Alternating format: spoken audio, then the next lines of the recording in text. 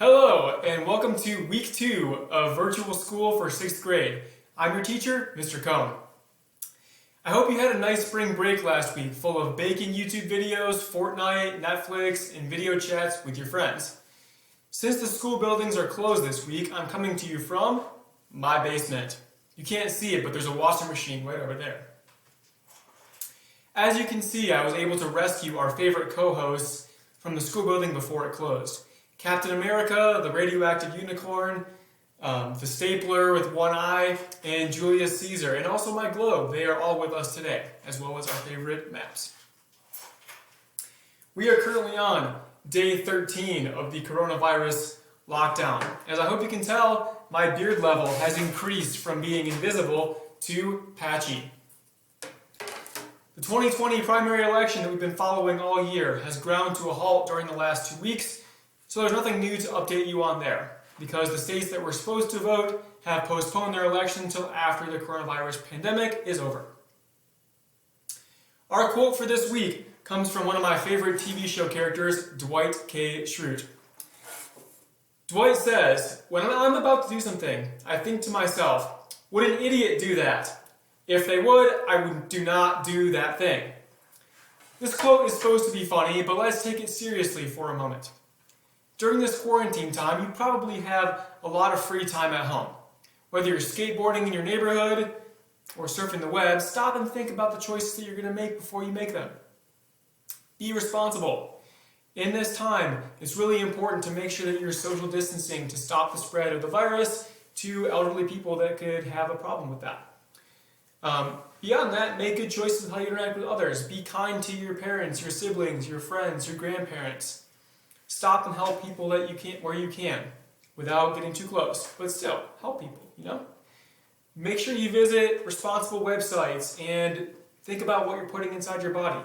Like Dwight said, don't be an idiot. Now, we will spend the next 2 weeks finishing up our study of the continent of Europe. This week, we'll look at the regions of the British Isles, which includes England and Ireland, Scandinavia to the north, and Western Europe, which is like France and Germany and Switzerland. On Google Classroom, there are 3 assignments for this week. They're posted as day 1, day 2, day 3. Should be pretty easy. Please make sure they're all done by Friday. I will grade them next weekend. Day 1 will focus on the British Isles. Day 2 will look at Scandinavia, and day 3 will look at Western Europe. What's that, Captain America? It's time for the secret compartment? Let's see what's inside your head today. It's your friend, the other Avenger, Thor. Now, before Thor was a cartoon character in a comic book, or before he even became the super ripped action hero we know today, he was the Viking god of thunder. This week, we'll learn more about the Vikings and their influence on the history of Scandinavia.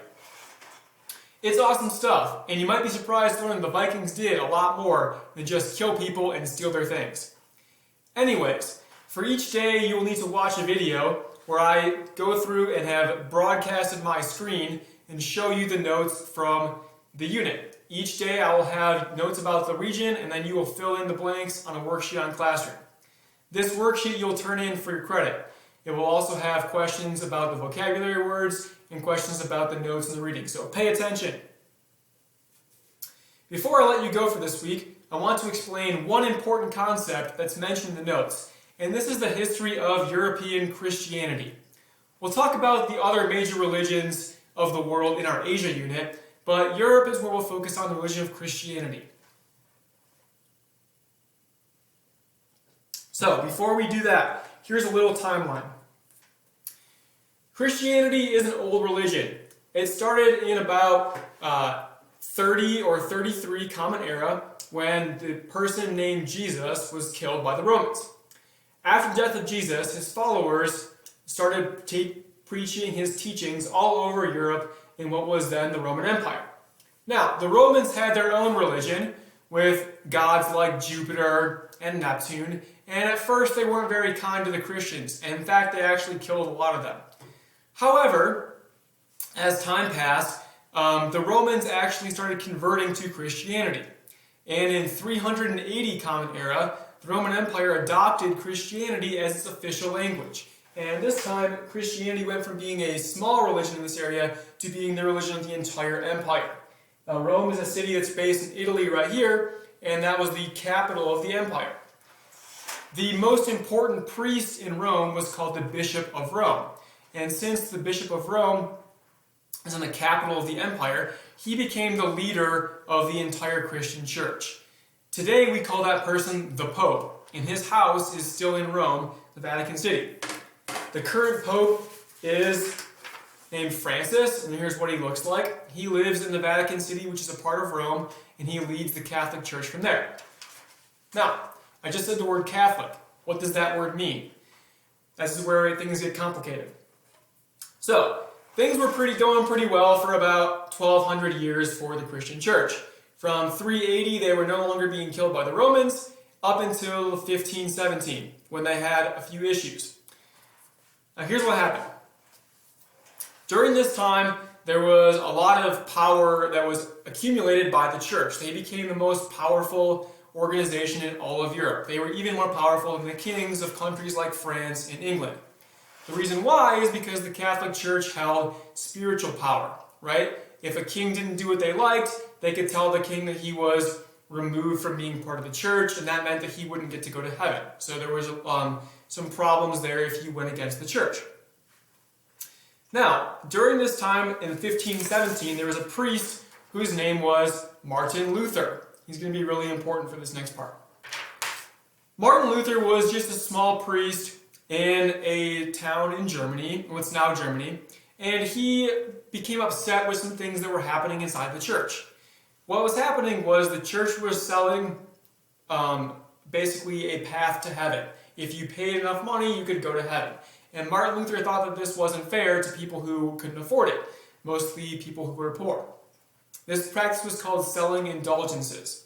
And it helped the church raise money to build new buildings, but you can see that people like Martin Luther didn't think it was very fair. He was upset by this. And what he did was, according to a legend, he took and wrote a list of all the things that he was upset with, and he went to the local church and he nailed that list to the door, and that was his list of problems. Now, the bishops above him did not like that he was causing problems, so after a lot of meetings, discussions, arguments, and other issues, they finally split, and Luther formed his own church. Now, like I said, the Catholic Church was super powerful at this time, like more powerful than you can even imagine. They basically controlled every kingdom in Europe. So when Luther started his own church, other kings took notice, who maybe didn't like the fact that the Catholic Church controlled so much of their lives. And we have some other problems. Kings in countries like the Netherlands, or England, or princes in what was used to be called the Holy Roman Empire, but it's now Germany, they thought maybe this was a good chance for them to escape the Catholic Church power. And so they broke away from the Catholic Church and started making their own churches. So at the top of this diagram we have Christianity. We have the split between the Catholics and then the Protestants. Up there beneath Protestant you can see the word Lutheran. That connects to the guy Martin Luther I just showed you, and he started his own church there. The next one you see is Anglican. That means of England. So the King of England, Henry VIII, started his own church to get away from the Catholic Church.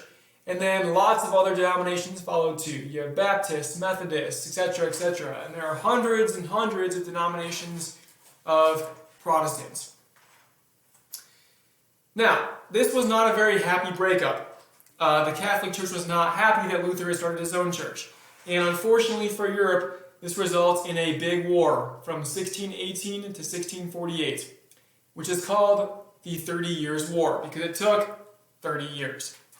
Now, this was a terrible, terrible war. Lots of people died, like millions and millions of people, and it was all about religion.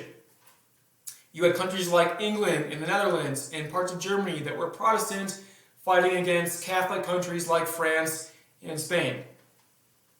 Now, after all of this war was over, people decided, hey, maybe we shouldn't fight so much about religion. We all worship the same God anyway. We'll just be kind of mad. We won't actually go to big wars over it. And after the 30 Years' War, most of the religious wars kind of died down. If you jump ahead 400 years to today, Catholics and Protestants get along pretty well now. The Catholic Church no longer sells salvation to people, and Protestants have stopped nailing letters of protest on Catholic churches' doors. People from each church get along happily for the most part, and they agree that the other half of people are basically good people too, and they've kind of come to peace. To illustrate this, my own family is an example of it. My mom's family comes from the Catholic tradition. My dad's family comes from the Protestant tradition. 400 years ago, this would have been a pretty scandalous marriage. But when they got married in 1988, nobody thought it was a big deal. Everyone has sort of made up their differences over time. So, to sum it all up, Europe has two important splits in Christianity. One is the Catholic Church. That's the older church that goes all the way back to the beginning of the religion. The other is the Protestant Church, and that has many little subparts, but that one started in 1517 when Martin Luther decided he wanted to split and make his own church. If you're interested in learning more about world religions, stay tuned for our Asia unit, where we'll talk about the other big religions in the world that mostly started in Asia.